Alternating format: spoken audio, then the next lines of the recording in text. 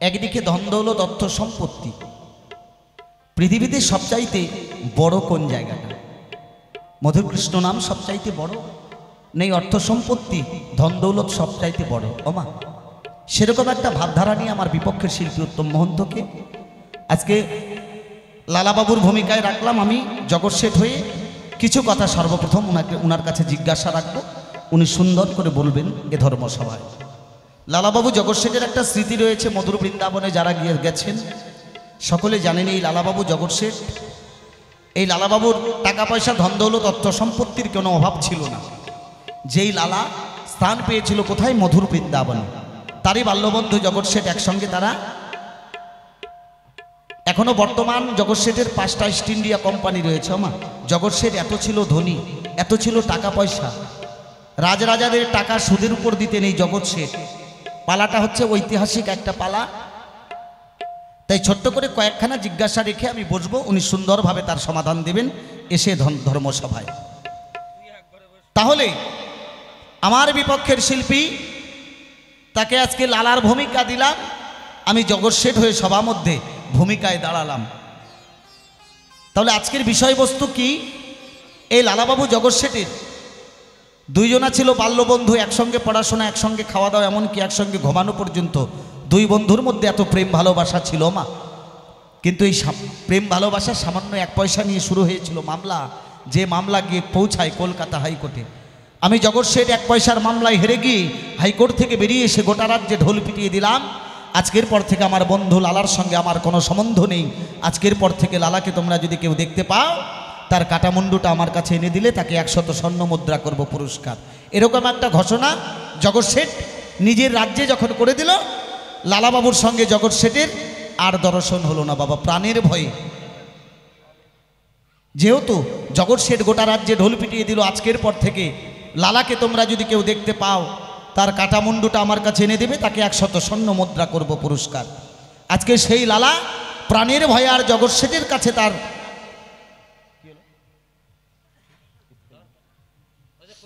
প্রাণের ভয়ে লালার সঙ্গে আর দর্শন হলো না। একদিন অনেকদিন যখন অতিবাহিত হয়ে যায়, আমি জগৎ শেঠ বিশ্রামাগারে বিশ্রাম করছি, এমত অবস্থায় আমার সৈন্যরা এসে ডেকে ডেকে বলে, শেঠ মশাই আপনার দ্বারে এক ভিখারি এসেছে রাত্রি 12টার পরে। আমি মনে মনে চিন্তা করলাম, ভিখারি যদি হবে, ভিখারি তো কারো দ্বারে রাত্রি 12টার পরে যেতে পারে না। মনে মনে চিন্তা করলাম, হয়তো আমার প্রাণের বন্ধু লালা, তাকে গোটা রাজ্যে ঢোল পিটিয়ে দিয়েছিলাম, সেই প্রাণের বন্ধু লালা হয়তো আমার প্রাণ নিধন করার জন্য এসেছে আজকে আমার দ্বারে। সৈন্যদের বলি, যা, সৈন্যদের ডেকে ডেকে বলি, যাও ভিখারি যা কিছু চাই ভিখারিকে দিয়ে করো বিদায়। আবার কিছুক্ষণ পরে আমার সৈন্যরা এসে ডেকে ডেকে বলে, শেঠ মশাই এই ভিখারি আপনার হাতে ভিক্ষা ছাড়া এক মুঠো ভিক্ষা নিতে রাজি নয়। আমি মনে মনে চিন্তা করলাম, সনাতন ধর্মের রীতি অনুসারে কোনো অতিথি যদি বাড়ি থেকে বৈমুখ হয়ে যায়, সেই বাড়ির অমঙ্গল হয়। প্রাণের মায়া মমতা ত্যাগ করে এক পা করে যখন বাইরে বেরিয়ে গিয়ে সেই ভিখারির মুখের দিকে তাকাই, আমার যেন মনে হয় সে আমার বাল্য বন্ধু লালা আজকে ভিখারির বেশি ভিক্ষার জন্য এসেছে আমার আঙিনায়। মনে মনে চিন্তা করলাম, লালা কেন ভিক্ষা করতে আসবে আমার আঙিনায়? লালা তো ছিল একজন জমিদার, যার কাছে টাকা পয়সা কোনো কিছুর ছিল না অভাব। সেই লালা কেন ভিখারির বেশি আসবে আমার আঙিনায়? ওমা, মনে মনে চিন্তা করলাম, আমার মনের ভ্রম। আবার যখন সেই ভিখারির মুখের দিকে তাকাই, তার কপালে সুন্দর তিলক, গায়ে নামাবলী, স্কন্ধে ভিক্ষার ঝুলি, পরনে বৈষ্ণবের বেশ। মনে মনে চিন্তা করলাম, আমার বিবেক ডেকে ডেকে বলে, হে লালা, তোর বন্ধু আজকে ভিক্ষার জন্য এসেছে, তোর দ্বারে এক মুঠো ভিক্ষা দিয়ে বিদায় কর তারে। আবার মনে মনে চিন্তা করি, যার কোনো কিছুর অভাব ছিল না, সে কেন আজকে ভিখারির বেশে আজকে আমার দ্বারে আসবে? তাও আবার কপালে সুন্দর তিলক, গায়ে নামাবলী, স্কন্ধে ভিক্ষার ঝুলি, পরনে বৈষ্ণবের বেশ। হে বন্ধু, এই জায়গায় তোমার সঙ্গে আজকের আমার আলোচনা, তুমি সুন্দর করে বোঝাবে আমায়। তোমার কপালে সুন্দর তিলক, গায়ে নামাবলী, স্কন্ধে ভিক্ষার ঝুলি, পরনে বৈষ্ণবের বেশ আমি দেখতে পাই। এই বৈষ্ণবের বেশে কে সাজাইল তোমায়? তুমি যদি আমার সেই প্রকৃত বন্ধু লালা হবে, তুমি তো ছিলে একজন জমিদার, তাহলে তুমি জমিদারি ছেড়ে দিয়ে কেন আজকে বৈষ্ণব বেশে ভিখারির জন্য ভিখারি হয়ে এসেছো আমার দ্বারে? তোমার কাছে আমার দ্বিতীয় নম্বর জিজ্ঞাসা, তোমায় দেখে যেন মনে হয় ও গো চিনি তোমারে ও ভিখারি আসিলে আমার দ্বারে ভিখারি কেন আসিলে আমার দ্বারে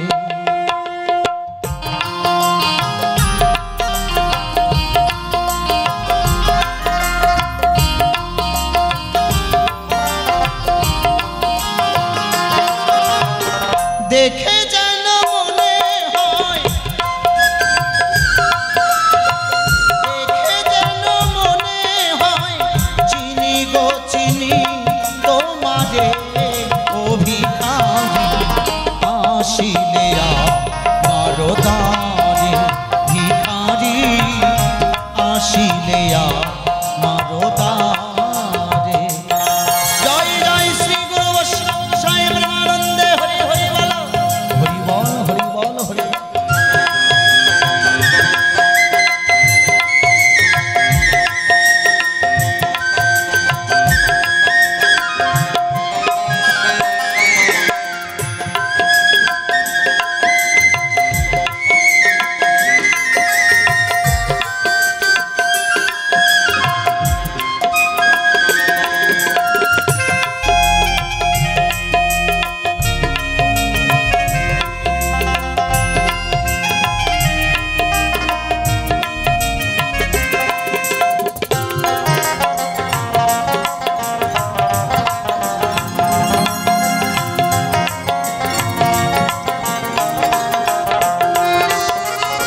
চরণে নুপুর বাজে গায়ে নামা বলি কপালে সুন্দর তিলক স্কন্ধে ভিক্ষার ঝুলি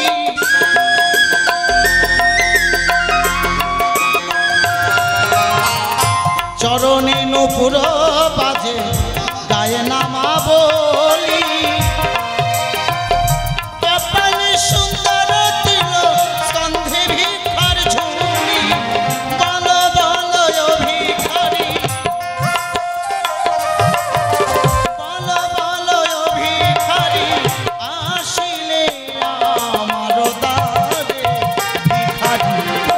আসিলে আমার দ্বারে ভিখারি আসিলে আমার দ্বারে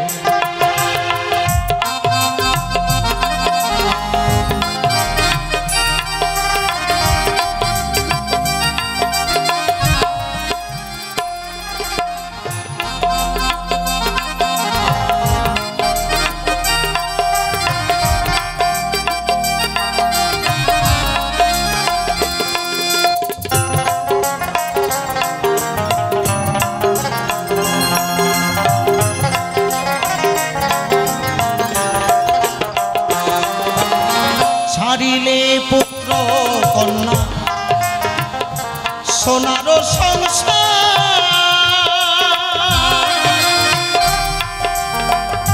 বলো বলো ভিখারি কি বাসনা তোমার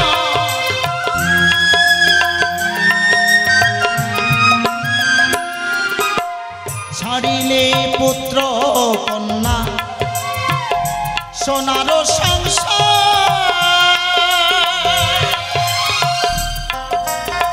বলো বলো ভিখারি কি বাসনা তোমার ছাড়িলে পুত্র কন্যা সোনার সংসার বলো বলো ভিখারি কি বাসনা তোমার কি বাসনা পুরাইতে এসেছো আমার দ্বারে তুমি বলিবে আমায় সুন্দর করে বোঝাইবে এ ধর্ম সভা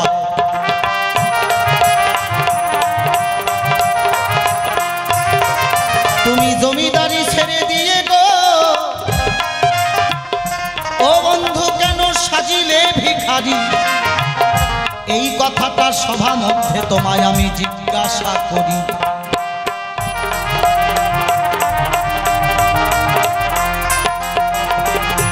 তুমি যদি প্রকৃত ভিখারি হবে তোমার কাছে আমার জিজ্ঞাসার কেন দিনের বেলা না এসে তুমি আসলে রাত্রি 12টায়?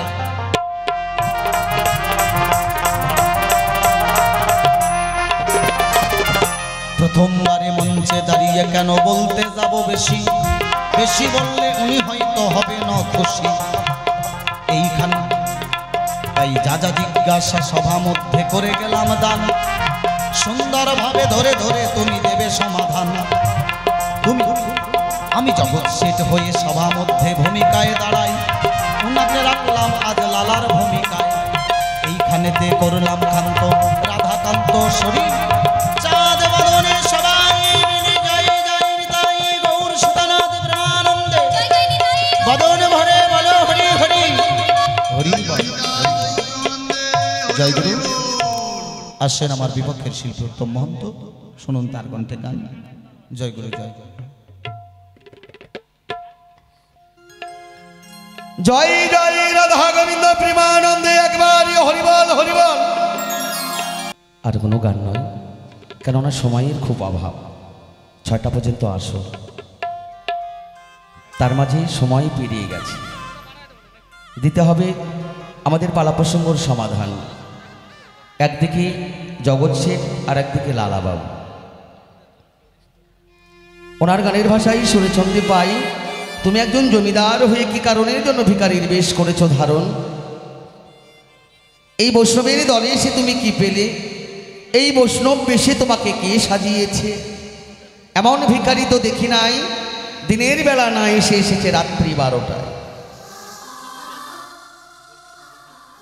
কেননা এই লালাবাবু ছিলেন কৃষ্ণচন্দ্র, তার বাল্যবেলার বন্ধু ছিলেন জগৎ। একসঙ্গে তাদের খেলাধুলো, একসঙ্গে তাদের লেখাপড়া, একসঙ্গে তাদের বড় হয়ে ওঠা। তাই তারা দুই বন্ধুর বড় শিক্ষিত হবার তরে ছুটে চললেন কোথায়? কল্যাণী বিশ্ববিদ্যালয়। সেই কল্যাণী বিশ্ববিদ্যালয়ে গিয়ে বড় শিক্ষিত হয়ে যখন দেশে ফিরে এলেন, হঠাৎ করে মুর্শিদাবাদের নবাব এই দুই বন্ধুকে করলেন তলব। আমার এলাকায় বড় শিক্ষিত কে রয়েছে? এ কথা না শুনে আমরা দুই বন্ধু ছুটে যাই তার কাছে। গিয়ে আমরা দুই বন্ধু মিলে দুটি চাকরি পাই। চাকরিটা কেমন হয় না, নায়েবের চাকরি। তখন তো চাকরি ছিল না বাবা। যখন এই নায়েবের চাকরি পেলাম দুই বন্ধু মিলে, তখন আমরা দুই বন্ধু ঘরে ফিরে গেলাম। মনের আনন্দে আমরা সংসার বাঁধতে লাগলাম। আমাদের মতো সুখী এই জগৎ সংসারে আর কি হনি। তখন ছিল ব্রিটিশের আমল। হঠাৎ করে একদিন ওই বিদেশি এসে আমাদের দুই বন্ধুকে করলেন হানা। বল তোদের মুর্শিদাবাদের নবাব কোথায়? আমি চোখের ইশারা দিয়ে আমি আমার বন্ধু জগৎকে বললাম, বন্ধু আমাদের মুর্শিদাবাদের নবাব কোথায়? তা আমাদের বলতে মানা, কেননা যার কাছে নুন খেয়েছি তার সঙ্গে নুন হারামি করা যাবে না। তো জীবনের ভয় তো সবারই রয়। জীবনের ভয়ে আমার বন্ধু জগৎ ওই বিদেশিদের কাছে বলে দিলেন, আমাদের মুর্শিদাবাদের নবাব নৌকা পথে পালায়ন করেছে। কোথায়? ঝাড়খণ্ডে উদুয়ার ঘাটে। সেই ঝাড়খণ্ডে উদুয়ার ঘাটে গিয়ে আমাদের মুর্শিদাবাদের নবাব পড়লেন ধরা। বেশ কিছুদিন পরে আমরা শুনতে পাই আমাদের মুর্শিদাবাদের নবাব গেছে মারা। নবাব যদি মারা যায় তাহলে নবাবের সম্পদটুকু কি হবে? আমরা দুই বন্ধু মিলে ওই নবাবের সম্পদটুকু নিলাম ভাগ করে, নদীর ওপারে আর একজন এপারে। নবাবের এই সম্পদটুকু যখন পেলাম, ওমা আমি তখন কৃষ্ণচন্দ্র থেকে আমি হয়ে গেলাম বাবু। যখন মানুষের টাকা পয়সা হয় তখন কিন্তু নাম ধরে আর কাউকে ডাকে না, তাই না? তখন বাবু বলে ডাকে। আমি হয়ে গেলাম লালা বাবু কৃষ্ণচন্দ্র থেকে। অর্থের কোনো অভাব নেই। সারা জীবন টাকা পয়সা, সয় সম্পদ এসব কিছু নিয়ে আপ্ত অহংকার নিয়ে বেঁচেছিলাম। দেখবেন যার যখন টাকা পয়সা হয় তখন তার আপ্ত অহংকার হয়। যার ছেলে কলেজের প্রফেসর, যার মেয়ে হাই স্কুলের মাস্টার, তাই না? যার বাড়ি রয়েছে, গাড়ি রয়েছে, ব্যাংক ব্যালেন্স রয়েছে, তাদের মাঝে একটা অহংকার আছে। তদ্রূপ আমারও ছিল। এই আপ্ত অহংকার নিয়ে অন্ধকারের মাঝে সারা জীবন আমি ডুবেছিলাম। হঠাৎ একদিন এক প্রজা এসে আমার কাছে নালিশ করে, ওগো বাবু দেখুন না গো, আপনার বন্ধু জগৎ দিনের পর দিন চাবুক মেরিয়ে আমাদের কাছ থেকে খাজনা আদায় করে বাবু। সেই দিন আমি দেখতে পাই গরিব প্রজার গায়ে নানান ধরনের চাবুকের আঘাত রয়। তাই না দেখে আমি ছুটে যাই আমার বন্ধুর ঠাই।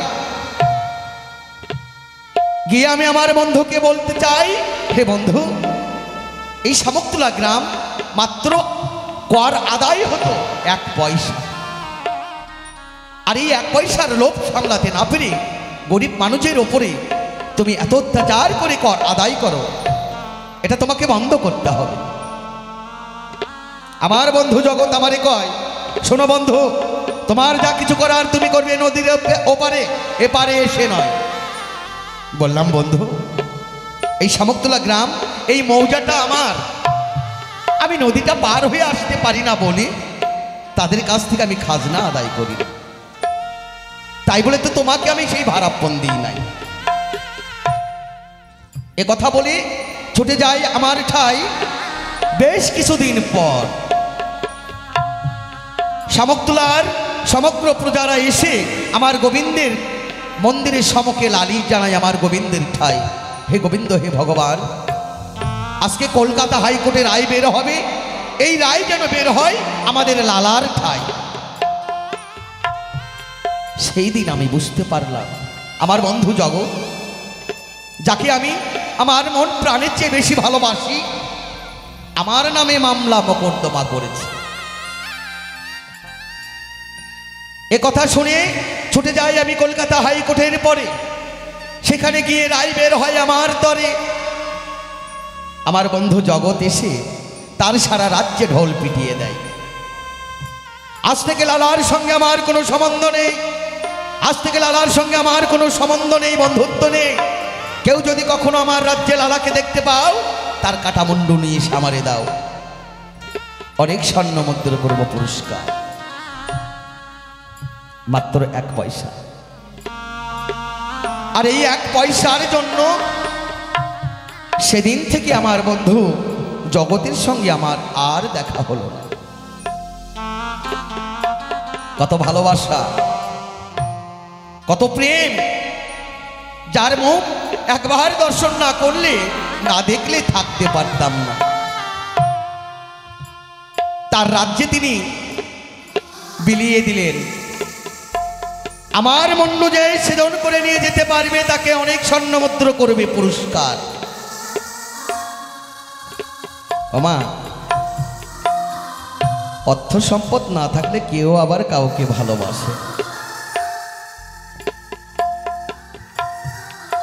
আর আজ অর্থের বিনিময়ে, 1 পয়সার বিনিময়ে আমাদের ভালোবাসা, আমাদের বন্ধুত্ব ছিন্ন বিচ্ছিন্ন হয়ে গেল।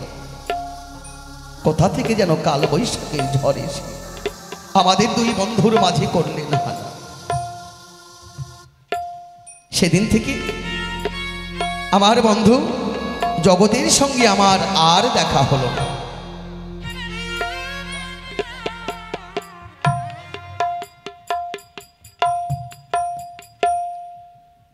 একদিন যাব আমি আমার গোবিন্দের মন্দিরে। হঠাৎ করে এক বৃদ্ধ পাগল এসে আমার জমিদারি সিংহাসনে বসে আমার মতো জমিদারকে করছে হুকুম। ওরে লালা, কোথায় যাচ্ছিস? ওই গোবিন্দের মন্দিরে। ওই গোবিন্দের মন্দিরে গেলে গোবিন্দকে পাওয়া যায় না রে, যে দেখ জমিদার তোকে হুকুম করছে, এসে আমার চরণ সেবা কর। অনেক স্বর্ণমুদ্রা করব পুরস্কার। ওমা, তখন তো রক্তের গরম অনেক। আমি কর্ণপাত করি নাই ভিখারির তরে। আবার আমি ছুটে যাই গোবিন্দের মন্দিরে। বারবার আমার ডেকে কয়, ওরে লালা, ওই গোবিন্দের মন্দিরে গেলে গোবিন্দ মিলে না রে, এসে আমার চরণ সেবা কর। পিছনে যেই দেখি আমি যে সিংহাসনে বসে, যে দরবারে বসে আমি হুকুম করি, আর বৃদ্ধ পাগল এসে আমার সিংহাসনে বসে জমিদারকে হুকুম করছে। অসম্ভব, এই কে আছিস? আমার চাবুকটি নিয়ে এসে আমার হাতে দে। যখন আমি হাতে পেলাম, ওই পাগলটাকে সিংহাসন থেকে মাটিতে টেনে নেমে 10-10টি চাবুকের আঘাত করলাম আমি পাগলের গায়ে। পাগল মাটিতে লুটে পড়ে যায়। অট্ট হাসিতে হেসে বলছে, ওগো বাবু, তোমার বিচারের কোনো ভুল নেই। পাগলটাকে বুকের সঙ্গে জড়িয়ে ধরলাম, বললাম, ওরে পাগল, একটা চাবুকের আঘাত কোনো মানুষ সহ্য করতে পারে না, আর 10-10টি চাবুকের আঘাত পেয়েও বলছিস আমার বিচারের ভুল নেই। পাগলটি আমারে কয়, ওগো বাবু, আপনি যে জমিদার, আপনি যে বড় লোক, আপনার বাড়ি রয়েছে, গাড়ি রয়েছে, বড় লোকেরা কখনো ভুল করতে পারে না বাবু। ভুল তো আমি করেছি। হয়তো 10 মিনিটের জন্য তোমার ওই জমিদারি সিংহাসনে বসে আমি একটু হুকুম করেছি, আমি তো বুঝতে পারি নাই, তাই আজ 10-10টি চাবুকের আঘাত আমি পাওনা হয়েছি। ভুল তো আমি করেছি বাবু।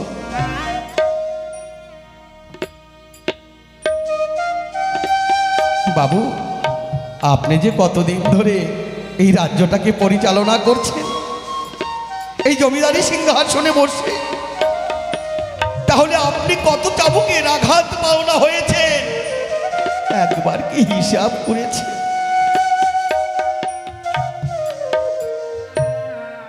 বন্ধু, এই জীবনে কি চেয়েছিলাম, কি ভাই পেয়েছি, কি করতে এসেছিলাম, কি বা করছি, নিজেকে নিজেই বড় অপরাধী মনে হয়। যেদিন থেকে বৃদ্ধ পাগলের সঙ্গে হলো মোর দর্শন, সেদিন থেকে ফুটলো আমার দুনয়ন। জয় জয় নিতাই গৌর হরিবল হরিবল।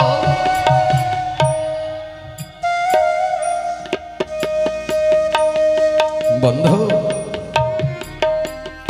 সারা জীবন শুধু অন্ধকারেই পড়ে রয়েছিলাম, আমি তো বুঝতে পারি মন্দিরে গেলে আমার গোবিন্দ মিলে না। জমিদারি সিংহাসনে বসে জমিদারি করতে গিয়ে চাবুকের আঘাত পাওনা হতে হয়, অর্থের মাঝে আমার গোবিন্দ মিলে না। তাই আজ বৈষ্ণব হয়ে ভিখারির বেশ ধরে ভক্তেরই দাঁড়ে দাঁড়ে মেঙ্গে খাই, আরে বদনে আমি হা গোবিন্দ প্রাণ গোবিন্দ বলে গোবিন্দকে ডেকে যাই। জয় জয় নিতাই গৌর হরিবল।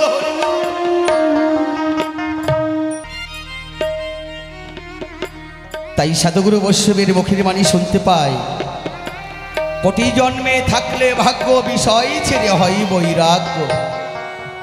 আজ আমি বড় ধন্য, এই ধন্য কলির ধন্য জীব হয়ে আজ আমার এই মানব জনম, দুর্লভ জনম আমার ধন্য হয়েছে। আজ আমি সবকিছু বুঝতে পেরেছি, অর্থের মাঝে আমার গোবিন্দ মেলে না। এই সাধুগুরু বৈষ্ণবের চরণধূলির আশায় আজ বৈষ্ণব বেশে ভক্তেরই দাঁড়ে দাঁড়ে যায়, তাদের চরণধূলি কুড়ায়।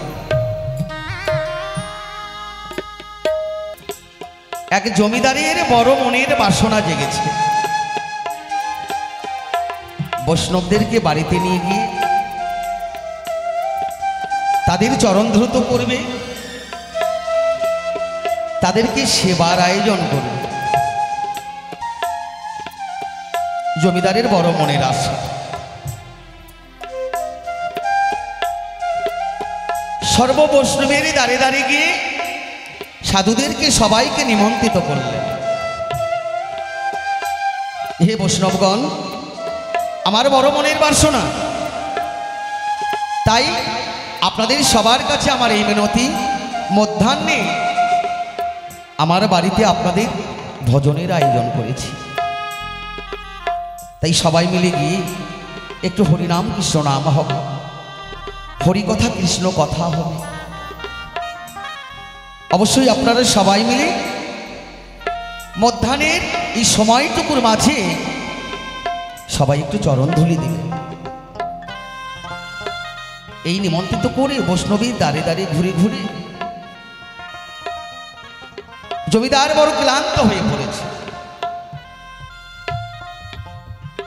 সমগ্র বৈষ্ণবীর দল খোল করতাল নিয়ে বৈষ্ণবীর দ্বারে গিয়ে মধ্যাহ্নে উপস্থিত হলেন। ভালো আয়োজন করেছে জমিদার বলে কথা। সমগ্র বৈষ্ণবেরা বসে বসে ওনারাই আর কি কথা আলোচনা করছে। হরিনাম কৃষ্ণ নাম একমাত্র জীবের সম্বল গো।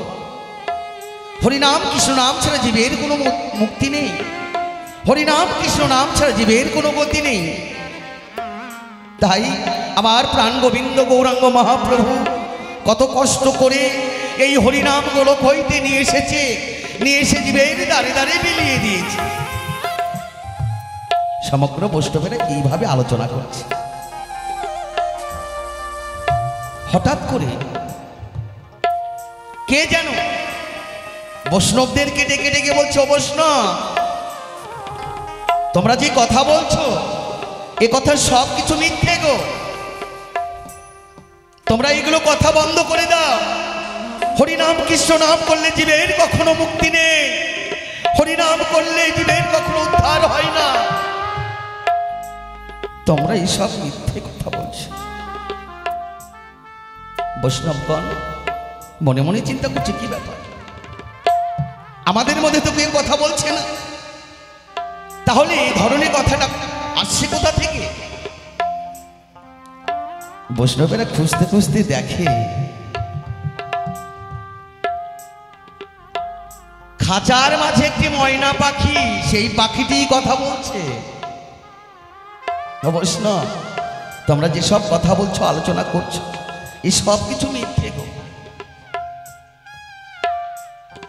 বৈষ্ণব বলছে কেন? তাহলে যে আমাদের শ্রীমদ্ ভাগবত গীতা যে মিথ্যা হয়ে যাবে, তুমি এই কথা বলছো কেন?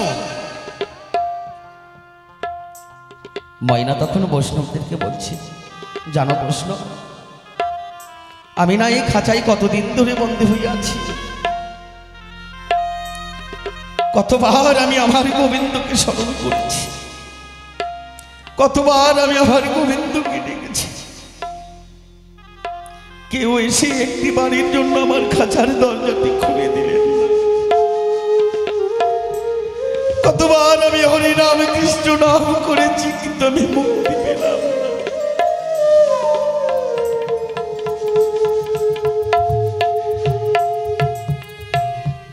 আজ এই খাঁচার মাঝে থেকে আমি গোবিন্দকে দর্শন পাবার জন্য, মুক্তি পাবার জন্য, হা গোবিন্দ প্রাণ গোবিন্দ বলে আমি আমার গোবিন্দকে ডাকি, কিন্তু কেউ কখনো এসে আমার খাঁচার দরজা খুলে দেয় নাই। জানো,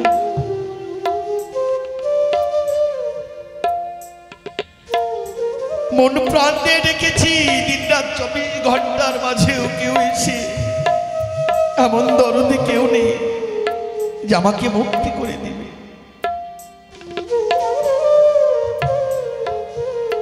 বৈষ্ণবগণ সবাই তখন মনে মনে ধারণা করলেন, এই মুহূর্তে জমিদারকে হুকুম করো। জমিদারকে হুকুম করলেন, জমিদার এসে বললেন, বৈষ্ণবগণ, আপনাদের মনের বাসনা কি রয়? সঙ্গে সঙ্গে বৈষ্ণবগণ বললেন, জমিদার বাবু, আপনার বাড়িতে এই মধ্যাহ্নে আমরা সেবা নিতে পারি, কিন্তু আমাদের একটি শর্ত রয়েছে। কেমন শর্ত? এই মুহূর্তে এই ময়না পাখির ওই খাঁচার দরজাটা আপনাকে খুলে দিতে হবে। জমিদার তো বড় শখ করে পুষেছে, মনে একটু আঘাত পেয়েছে, না হলে বৈষ্ণবগণকে আঘাত করা হবে, হয়তো তারা হয়তো সেবা নিবে না। এই মনস্থ করে জমিদার কি করলেন, সঙ্গে সঙ্গে গিয়ে ওই ময়না পাখির খাঁচার দরজাটা খুলে দিলেন। ময়নাটি উড়ে গিয়ে গাছের ডালে পড়ে বৈষ্ণবদেরকে বললেন, হে বৈষ্ণব, শুধু হরিনাম কৃষ্ণ নাম করলে জীবের উদ্ধার হয় না। হরিনাম কৃষ্ণ নামে জীবের মুক্তি নেই। এমনি ভাবে বৈষ্ণব সঙ্গ করতে হয়। আজকে যদি এই বৈষ্ণবগণ যদি না আসতো, আমি হয়তো মুক্তি পেতাম না। আজ আমি মুক্ত আকাশের মুক্ত পাখি হয়ে আমি আমার গোবিন্দের নামে হরিনাম কৃষ্ণ নাম গাইব। জয় জয় নিতাই গৌর হরিবল হরিবল।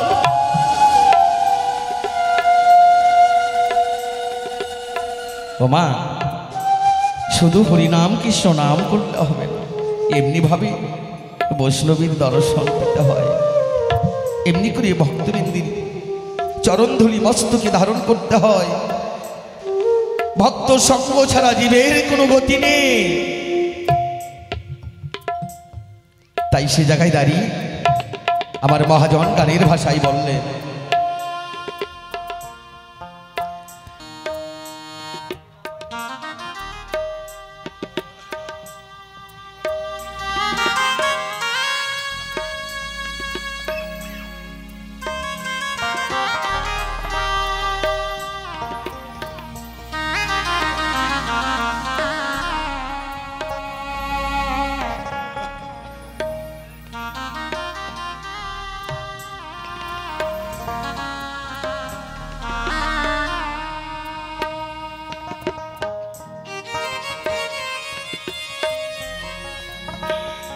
জয় জয় রাধা গোবিন্দ প্রেমানন্দ হরিবল হরিবল।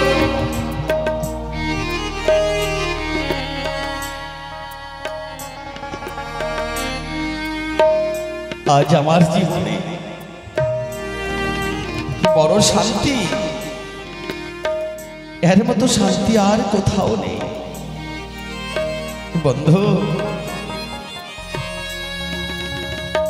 ঘরে ফিরে এসে আমার সংসার, এই রাজ্যটাকে আমার মেয়ে সমতির উপরে রেখে মনে মনে চিন্তা করলাম, এই জীবনে যা করেছি সবকিছু ভুল করেছি, জীবনের পদে পদে ভুল করে চলেছি, আর ভুল করতে চাই না। সবকিছু আমি আমার মেয়ে সমতির উপরে রেখে, ভাড়া পড়ে রেখে চললাম। ওই বেলার মাঝে আমার বৃন্দাবনে যেতে হবে। গোবিন্দের কাছে স্মরণ করে গোবিন্দকে বললাম, হে গোবিন্দ, হে ভগবান, চললাম আমি মধুর বৃন্দাবন। মধুর বৃন্দাবনে গিয়ে যেন তোমার যুগল রূপ যেন আমি দর্শন করতে পারি।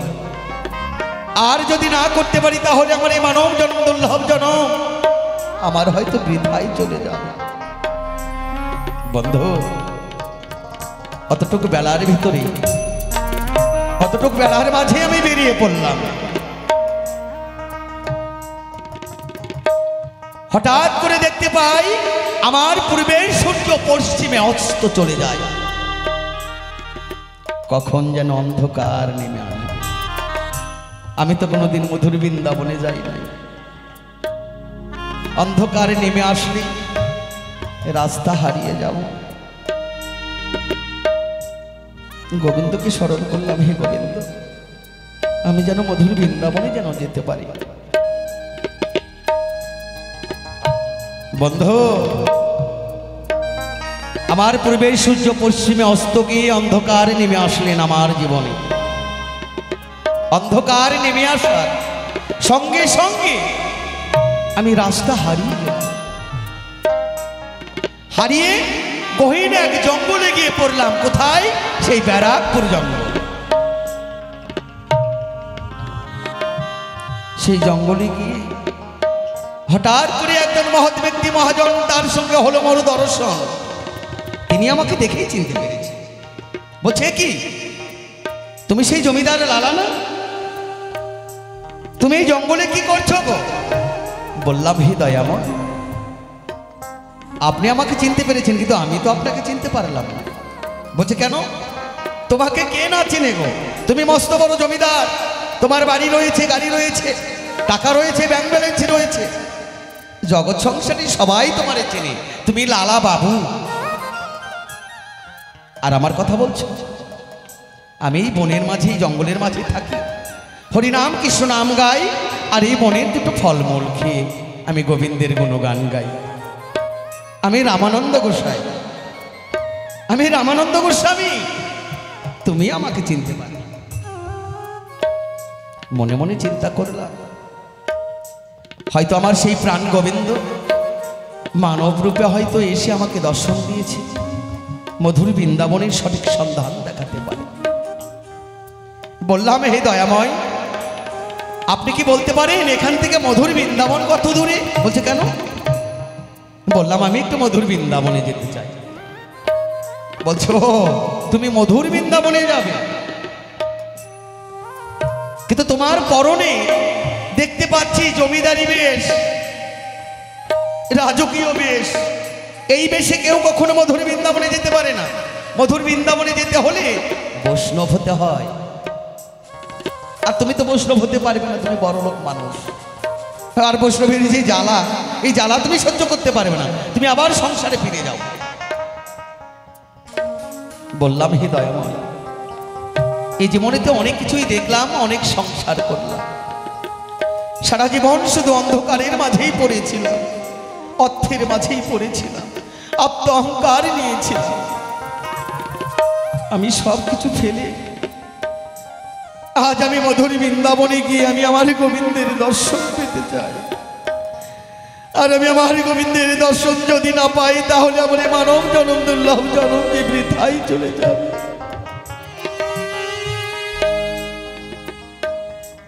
রামানন্দ গোস্বামী বললেন, বৈষ্ণবের যদি জ্বালা যন্ত্রণা সহ্য করতে পারো, তাহলে আমি তোমাকে বৈষ্ণব করে নিতে পারি। বন্ধু, তুমি বললে এই জমিদারি পোশাক খুলে তুমি ভিখারির বেশ করেছো ধারণ, এই বৈষ্ণব বেশে তোমাকে কে সাজিয়েছে? রামানন্দ গোস্বামী আমার রাজকীয় বেশ খুলে নিয়ে তিলক চন্দন পরিয়ে, তুলসীর মালা কণ্ঠে ধারণ করিয়ে, সুন্দরভাবে বৈষ্ণব বেশে সাজিয়ে ভিখারি ঝুলি আমার কণ্ঠে দিয়ে তিনি আমারে বললেন, আজ থেকে জগৎ সংসারের সবাই তোমাকে লালা বলে আর কেউ ডাকবে না, আজ থেকে তোমার নাম হবে ভিখারি লালা। জয় জয় রাধা গোবিন্দ প্রেমানন্দ হরি বল। বন্ধু, তিনি বৈষ্ণব বেশে আমাকে সাজিয়ে দিলেন, আর বললেন, শোনো ভিখারি, তোমাকে ভিক্ষা করতে হবে ভক্তের দ্বারে দ্বারে, একটা ভক্তের দ্বার যেন বাদ না থাকে, তারপরে তুমি আমার কাছে আসবে। আমি অনুমতি না দেওয়া পর্যন্ত তুমি মধুর বৃন্দাবনে যেতে পারবে না। বন্ধু, 6 মাস ধরে ভক্তের দ্বারে ভিক্ষা করলাম, ভিক্ষা করে মধুর বৃন্দাবন যাব বলে মনের আনন্দে আসলাম আমি রামানন্দ গোস্বামীর ঠাই। এবার একটু অনুমতি দিন, আমি মধুর বৃন্দাবনে যেতে চাই। রামানন্দ গোস্বামী বললেন, অভিকারী, একটা ভক্তের দ্বার তো বাদ পড়ে নাই। বললাম, না গোসাই, বাদ পড়ে নাই। বললেন, অসম্ভব। অন্তত আমি ভগবান অন্তরে জানতে পাই। বললেন, তুমি প্রত্যেকটি ভক্তের দ্বার তুমি ভিক্ষা করতে পারো, কিন্তু একজনের দ্বারে তুমি যাও নাই। বললাম, হে দয়াময়, কার দ্বারে যাই নাই? বলছে, কেন? তোমার বন্ধু জগৎ শেঠের দ্বারে তুমি যাও না, তুমি মধুর বৃন্দাবনে যেতে পারবে না। তোমার মানে মনের মাঝে আত্মহংকার রয়েছে, তুমি সংসারে ফিরে যাও। বললাম, হে দয়াময়, অনেক দিনের কথা রয়, যদি তার দ্বারে যদি আমি ভিক্ষা নিতে গিয়ে যদি আমার মৃত্যু হয়, তাহলে তো আমি মধুর বৃন্দাবনে যেতে পারবো না। রামানন্দ গোস্বামী বললেন, লাজ লজ্জা ভয় তিন থাকিতে কৃষ্ণ ভজন নয়। বৈষ্ণবেরা কখনো মরে না। আমি রামানন্দ গোস্বামী তোমাকে কথা দিচ্ছি, তার নিজের হাতের এক মুঠো ভিক্ষে নিতে গিয়ে যদি তোমার মৃত্যুবরণ হয়, স্বয়ং রাধা গোবিন্দ সেখানে মধুর বৃন্দাবন সাজিয়ে তোমাকে যোগল রূপে দেবে দর্শন। জয় জয় সাধুগুরু বৈষ্ণব প্রেমানন্দ হরিবল। বন্ধু, তুমি বললে এমন ভিখারি তো দেখি নাই, দিনের বেলা নাই, এসেছে রাত্রি 12টায়। তুমি দেখো নাই, আপনারাও দেখেন নাই। গুরুবাক্য পালন করতে এসেছি, ওনাকে মারতে আসি নাই, আমার বন্ধুকে মারতে আসি নাই, আমি নিজেই মরতে এসেছি। তার নিজের হাতের এক মুঠো ভিক্ষে আমার দরকার, তবে গুরুবাক্য পালন করে যাব মধুরী বৃন্দাবন, আর মধুরী বৃন্দাবন গিয়ে আমি আমার গোবিন্দের করব দর্শন। শোনো শোনো প্রাণের বন্ধু, তোমারে জানাই, তোমার নিজের হাতের এক মুঠো ভিক্ষে দিয়ে তুমি আমায় করো গো বিদায়।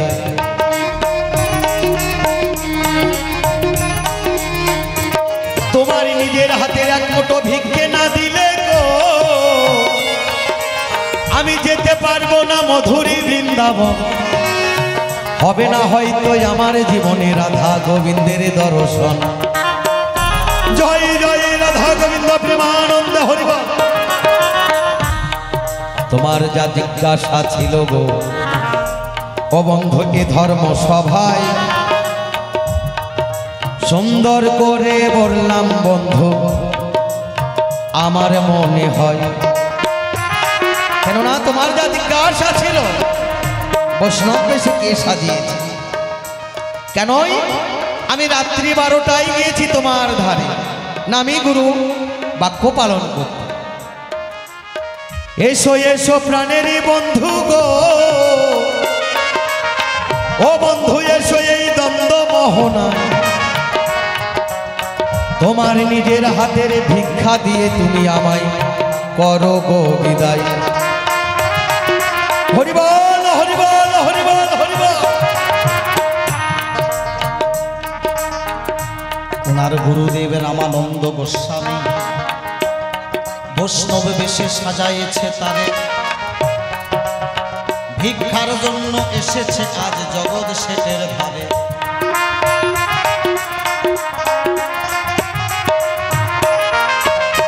ওনার গুরুদেব রামানন্দ গোস্বামী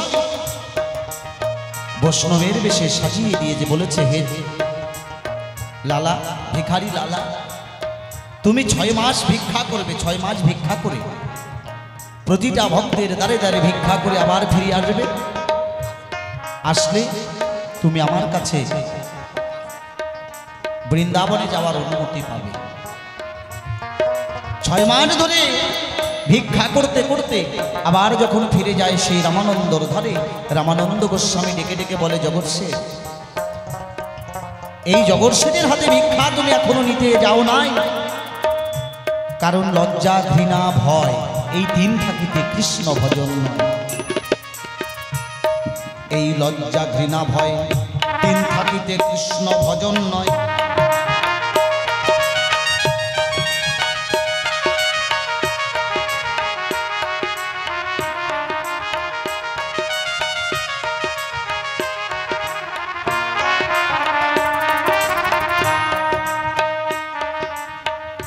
লজ্জা ঘৃণা ভয় তিন থাকিতে কৃষ্ণ ভজন নয়। এই কথাটা তুমি এখনো বন্ধু বোঝাইলে আমায়। জয় জয় নিতাই গৌর সীতানাথ প্রেমানন্দে হরি। সনাতন ধর্মে জন্মগ্রহণ করে একদিন না একদিন হলো ভিক্ষা করতে হবে আমার। তাই ভিক্ষা করে আমরা যেন যেতে পারি দুই বন্ধু মধুর বৃন্দাবন।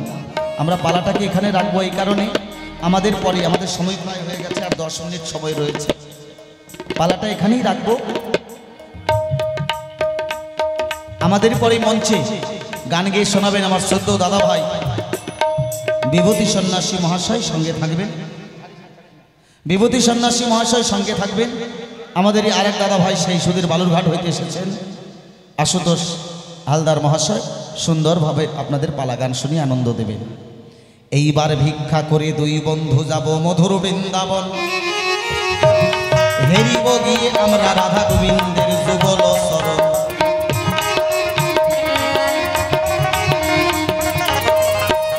তাই লালা এবং জগৎ শেঠ সমস্ত কিছু ত্যাগ করে কৃষ্ণ নামে আকৃষ্ট হয়ে ব্রতী হয়ে রামানন্দ গোস্বামীর